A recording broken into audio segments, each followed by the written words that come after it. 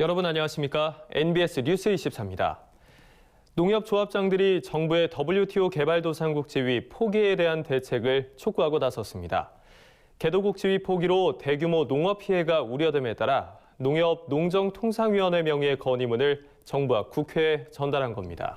농협조합장들은 농업 예산을 국가 전체 예산의 4% 이상으로 확대하고 농업 보조 정책을 직불제 중심으로 전환해달라고 건의했습니다. 김인경 기자가 보도합니다. 농협 농정통상위원회 소속 조합장 40명은 29일 WTO 개발도상국 지위 포기 대책을 촉구하는 대정부 국회 건의문을 채택했습니다. 정부의 WTO 개도국 지위 포기로 전국 250만 농민들의 불안감이 큰 만큼 농민을 대표해 농협조합장들이 대책을 촉구하고 나선 겁니다.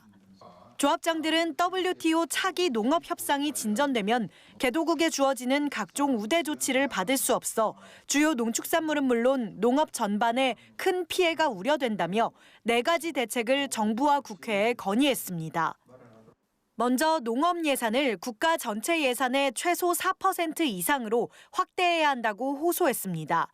정부가 편성한 내년 농업 예산이 15조 3천억 원으로 국가 예산의 2.98%에 불과해서입니다. 이들은 지난 10년간 국가 예산은 75.4% 늘어난 데 비해 농업 예산은 17.8% 늘어나는 데 그쳤다며 국가 예산 증가율을 적용하면 내년도 농업 예산이 국가 예산의 4.4% 수준이 돼야 한다고 주장했습니다. 농업 보조 정책을 선진국형인 직불제 중심으로 전환해야 한다는 내용도 건의문에 담았습니다. 차기 협상에서 농업 보조금을 대폭 감축해야 할 상황인 만큼 공익형 직불제 등 WTO가 허용하는 보조 정책을 확대해야 한다는 겁니다. 또 미국은 가격 손실 보상 직불과 수입 손실 보상 직불, 일본은 수입 감소 영향 완화 직불로 농가 경영 안정을 꾀하고 있는데 우리나라 역시 이와 비슷한 실질적인 농가 경영 안전장치 마련이 시급하다고 강조했습니다. 더불어 직불제 예산을 단기 3조 원, 점진적으로는 5조 원 수준으로 확대해야 한다고 촉구했습니다. 우리나라 농업 예산 가운데 직불제 예산은 18%에 불과하기 때문입니다. 이는 70%인 유럽연합, 58%인 미국, 32%인 일본에 비하면 턱없이 모자란 수치입니다. OECD 국가의 경우 농업 총 생산액 대비 농가에 대한 재정 지불액이 2017년 평균 10.7%에 달하는 만큼 이를 우리나라에 적용하면 5조 원 수준으로 직불제 예산을 확충해야 하는 겁니다. 마지막으로 제시한 요구사항은 농업의 공익적 기능 확산을 통해 국민 삶의 질을 높이는 것, 식량 안보, 농촌 경관 및 생태 환경 보전 등 농업의 공익적 기능은 국민의 공공재로 국가는 마땅히 이를 육성해야 한다는 요구입니다. 또 농업의 공익적 기능 강화를 농정의 핵심 축으로 삼고 농업의 중요성과 그에 따른 국가의 책무를 헌법에 명시해야 한다고 강조했습니다. 이미 WTO가 출범한 1995년 이후부터 2018년까지 농축산물 수입액이 69억 달러에서 274억 달러로 무려 4배나 증가하였고 전 세계 농업 강국들과 맺은 FTA 이행으로 수입이 계속 늘어나는 상황에서 농업 전반에 큰 충격이 예상이 됩니다. 정부는 개도국 지위를 포기했으니 이젠 선진국 수준의 대책이 반드시 필요합니다. 조합장들은 이날 황주홍 국회 농림축산식품해양수산위원장에게 건의문을 전달하고 국회 차원의 대책 마련을 촉구했습니다.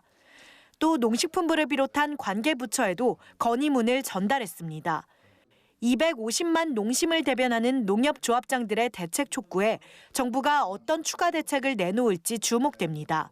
NBS 뉴스 김인경입니다. 수도권 3기 신도시 건설이 본격화되고 있는 가운데 신도시 개발구역으로 지정된 곳이 대부분 농지인 경우가 많아 문제가 되고 있습니다.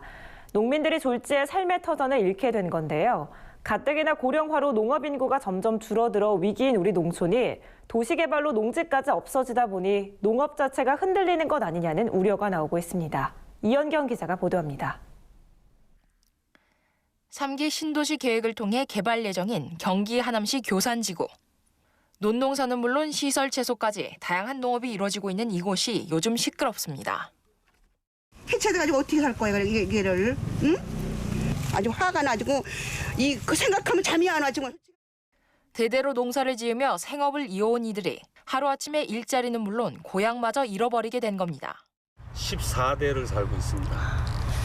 14대째 한 터에서만 딴 데로 이렇게 가서 마련을 해서 농사를 지을 수 있으면 좋은데 지금 그렇게 안 될 것 같아요. 다 이제 시장 조사를 해봤는데 도저히 여기서 농사지는 규모만큼은 반도 못 살 것 같다. 현재 하남시 교산지구 주민의 대부분은 농민들. 때문에 이번 개발을 적극 반대하고 나섰는데요. 최근 지구 지정까지 된 이상 사업 자체가 무산되기는 어려운 상황입니다. 그린벨트로 묶여있던 지역이라 충분한 보상도 기대할 수 없습니다. 터를 옮겨 다시 농사를 짓기도 어렵다는 이야기입니다. 이 바깥으로는 도심정에서 그 땅값이 수천만 원이 되는데 이 안쪽으로는 그린벨트로 지정이 돼서 개발이 불가능하니까 거의 뭐 몇백만 원 안 되게 이렇게 거래가 됩니다. 또 싸게 보상받고 쫓겨나게 되는 그런 꼴이 돼버린 거죠. 지역 농민을 전혀 배려하지 않은 정책에 농민들은 분통을 터뜨립니다. 농사 짓는 사람들은 당연히 대체 농지를 조성해서 농사 짓게끔 살게 해주고 농사 짓는 사람들이 그 돈 가지고 이런 데 가서 농사 지을 수가 없는 거죠. 3기 신도시로 지정된 곳 대부분이 농업지대다 보니 농민들로선 생존권 자체를 위협받게 된 건데요. 개발 사업에만 몰두한 채 농업에 대한 청사진이 없는 정책들이 더 문제라는 지적도 있습니다. 여기 하남시 여기 3기 신도시뿐만 아니라 농지가 자꾸만 없어지잖아요. 농지는 없어지고 또 이렇게 농지를 대체해서 농사를 지을 수 있는 그런 여건을 만들어주는 입장이 아니라 농지만 없애고 이렇게 뭐 아파트나 건설하고 이렇게 해서 그 농민이 한 사람으로서 지금 걱정해 농지가 없어지는 거에 대해서 걱정이라고요. 부산시 대저동에서 토마토 농사를 짓고 있는 김용현 씨 역시 마음이 편치 않습니다. 부산을 대표하는 특작물 중 하나인 대저토마토가 도시개발로 사라질 위기에 처했기 때문입니다. 현재도 이 지역은 땅을 파면 소물이 나옵니다. 짠물이 나오죠. 그러니까 이게 이제 농사를 이제 우리가 토마토를 심으면은 겨울철에 이렇게 짠물이 바다의 그 미네랄 성분이 땅 속에서 올라옵니다. 이 지역이 아주 특이한 상황이죠. 다른 지역에서는 이런 토양이 없습니다. 부산의 개발 바람이 불면서 글로벌 미래 첨단 도시를 조성하기 위해 시작된 엘코 델타시티 사업에 최근 대저토마토의 주산지인 대저 이동이 포함된 겁니다. 이에 따라 농가들이 사라지면서 재배 면적이 3분의 1로 줄어든 상황. 한때 호황을 누렸던 생산지는 폐허나 다름없는 수준이 됐습니다. 또 이 지역을 벗어나면 대저 토마토가 안 되기 때문에 또 벗어나면 별 의미가 없어요. 이 지역을 여기를 손을 넣는 순간에 사실은 끝나는 겁니다. 현실적으로. 그럼 대저 토마토의 이제 명맥이 사라지는 거죠. 명품으로 인정받은 만큼 상품성이 우수했던 대저토마토. 대저 지역에서만 생산이 가능했던 만큼 이제 대저토마토는 그 명맥을 잇기 어려워졌습니다. 대저토마토가 어떻게 보면 부산에서 이 도심지에서 생산되는 토마토가 전국 알려주고 있거든. 물량이 없어서 못 팔 정도. 어떨 때는 시기적으로 그럴 때가 있는데 이거를 이제 없어진다면 크게 신경 안 쓰는 것 같아요. 그게 아쉬움이 많아요. 개발 열풍으로 점점 설 자리를 잃고 있는 우리 농업 현실. 인간의 가장 기본적인 생존 근간이 무엇인지 미래 농업에 대한 비전을 다시 고민해야 할 때입니다. 보다 자세한 내용은 오늘 밤 8시 30분 이슈 현장 속으로 해서 전해드립니다. NBS 뉴스 이영경입니다. 우리나라 1인당 쌀 소비량이 50여 년 전보다 절반 이상 줄어든 것으로 나타났습니다. 쌀 소비 감소와 농촌 인구의 고령화로 재배 면적은 줄어들고 있지만 단위 면적당 생산량 증가로 수요 대비 공급 과잉은 이어지고 있는 상황입니다. 최근 50년 새 우리 국민의 쌀 소비가 반토막이 났습니다. 생산량이 줄고 있지만 소비가 더욱 급격하게 감소해 쌀 공급 과잉이 이어지고 있습니다. 통계청이 발표한 통계로 본 쌀 산업구조 변화 보고서에 따르면 지난해 1인당 연간 쌀 소비량은 61kg, 1인당 연간 쌀 소비량이 136.4kg으로 최고치를 기록했던 1970년에 비하면 절반 이상 줄어든 수준입니다. 쌀 생산량은 1988년 605만 톤으로 정점을 찍은 뒤 계속 감소하고 있습니다. 다만 단위당 생산량 증가로 인해 감소세가 둔화하는 추세입니다. 벼 재배 면적의 경우 2001년부터 급감하기 시작해 지난해 73만 8천 헥타르로 최근 10년간 연평균 2.5% 감소했습니다. 반면 시바르당 생산량은 1988년 481kg에서 지난해 524kg으로 오히려 증가했습니다. 벼농사 기계 화율이 98.4%에 달하면서 생산성이 높아진 것으로 풀이됩니다. 벼농사 기계 화율은 1988년 49.2%와 비교해 비약적으로 상승했습니다. 이처럼 농기계 보급률 확대로 논벼 10아르당 노동 투입 시간 역시 1966년 135.6시간에서 지난해 11.7시간으로 무려 91.4%나 줄었습니다.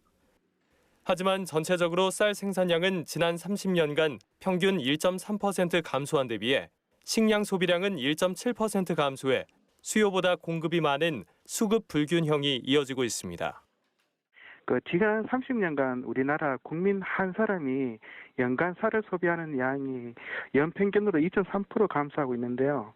그 반면에 생산량을 보면 연평균 1.3% 정도 감소합니다. 결과적으로 생산량에 비해서 소비량이 더 많이 감소하고 있어서 쌀 수급 불균형이 지속되고 있는 추세라고 할 수 있습니다. 이에 따라 쌀 농사의 수익성도 최근 악화되고 있습니다. 시바르당 순수익은 2000년에 50만 3,350원에서 지난해 38만 1,798원으로 대폭 감소했습니다. 생산비 상승과 산지 쌀값 하락 등이 원인으로 지적됩니다. 실제로 지난해 시바르당 생산비는 79만 6,414원으로 53만 7,833원이던 2000년보다 크게 늘었습니다. 농촌 고령화로 위탁비가 상승했기 때문으로 풀이됩니다. 이와 함께 2005년 추곡수매제 폐지를 뼈대로 한 양정개혁 이후 단경기 쌀값이 전년도 수확기보다 낮아지는 이른바 역계절 진폭이 7차례나 발생했으며 최근 발생 빈도가 잦아지고 있습니다.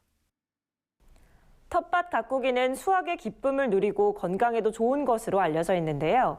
학생들에게 텃밭을 가꾸게 했더니 폭력성은 낮아지고 학업 성취도와 성적은 높아지는 연구 결과가 나왔습니다. 이현경 기자가 보도합니다.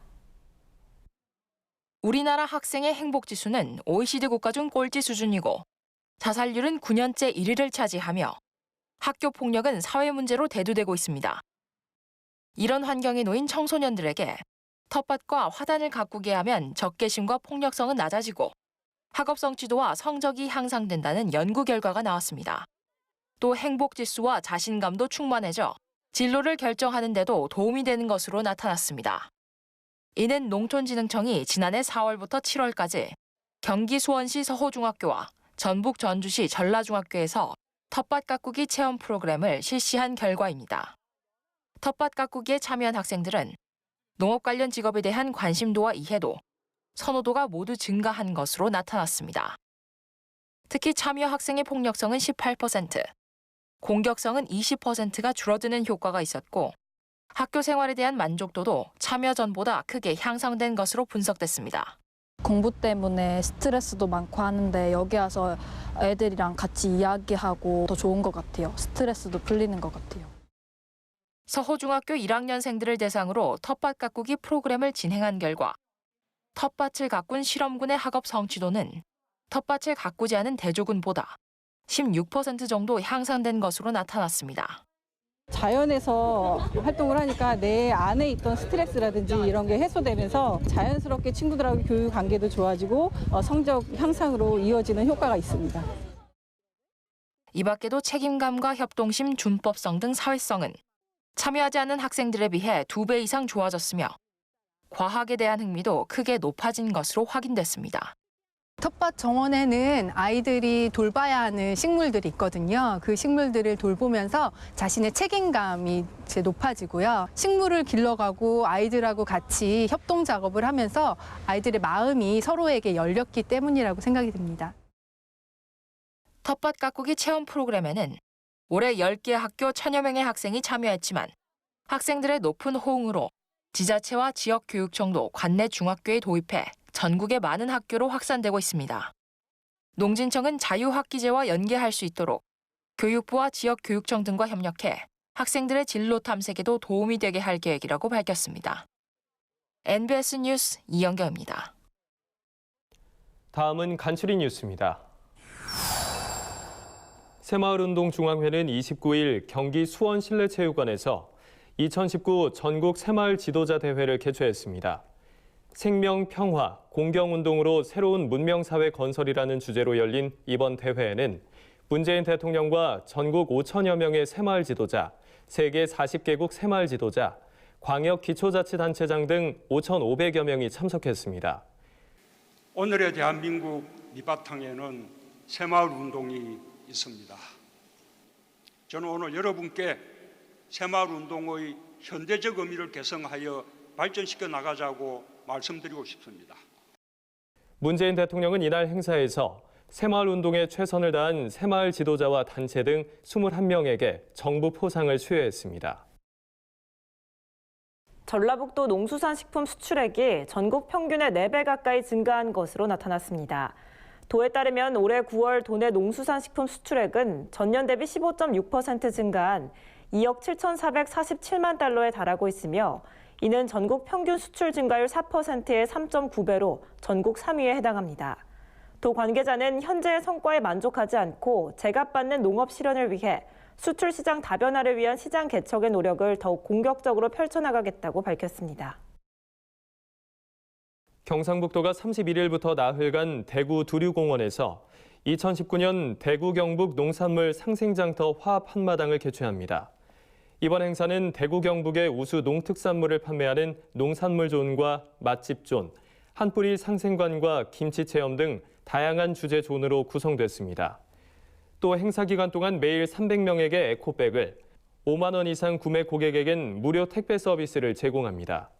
도 관계자는 이 행사를 계기로 대구 경북에서 생산된 좋은 농특산물을 대구 시민들이 계속 애용해 줄 것을 당부했습니다. 충청남도와 충남농어업회의소가 최근 예산덕산 스플러스 리솜에서 제1회 농정발전 토론회를 개최했습니다. 200여 명이 참석한 이번 토론회는 기조 강연과 주제 발표, 토론과 현안 설명, 결의문 낭독 순으로 진행됐습니다. 이날 참석자들은 농정발전 활성화를 위한 방안을 고민하고 행정 중심 농정에서 벗어나 상향식 농정체계를 구축하자고 한 목소리를 냈습니다. 또한 WTO 개발도상국 지위 포기 결정에 따른 현안 사항을 공유하고 농어회의소법 제정을 촉구하는 결의문을 낭독했습니다. 농업에 관한 어려운 용어나 개념을 알기 쉽게 풀어드리는 플러스 농업백과 시간입니다. 매일 아침 배달되는 우유나 신문을 두고 정기 구독이라 여겼던 때가 있는데요. 요즘은 식품이나 전기 간행물뿐만 아니라 의류나 자동차, 명품에 이르기까지 서비스가 점차 확장되고 있습니다. 오늘 플러스 농업백과 시간엔 새로운 시장으로 떠오른 구독 경제에 대해 자세히 알아보겠습니다. 장을 보지 않아도 새벽이면 문 앞까지 배송되는 신선한 먹거리. 세탁소에 갈 필요 없이 지정 시간에 배송된 와이셔츠. 업체별로 불리는 이름은 각기 다르지만 이는 모두 구독경제 서비스 유형들입니다. 구독경제란 소비자가 정기적으로 비용을 내고 상품을 배송받거나 서비스를 이용하는 것을 말하는데요.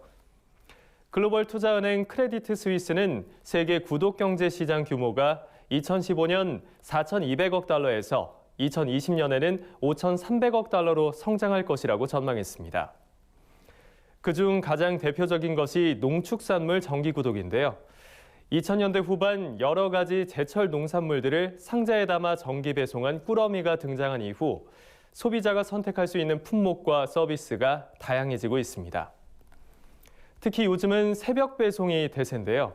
신선도가 생명인 농축산물은 물론이고 갖가지 식재료를 새벽에 배송받을 수 있어 소비자들의 선호도가 높은 편입니다.